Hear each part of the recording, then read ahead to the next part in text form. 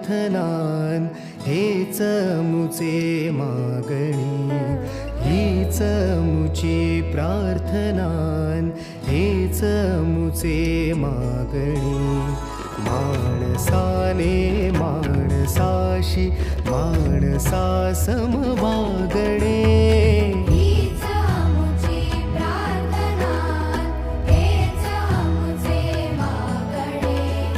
माणसाने माणसाशी माणसा सम वागणे, हीच आमुची प्रार्थना.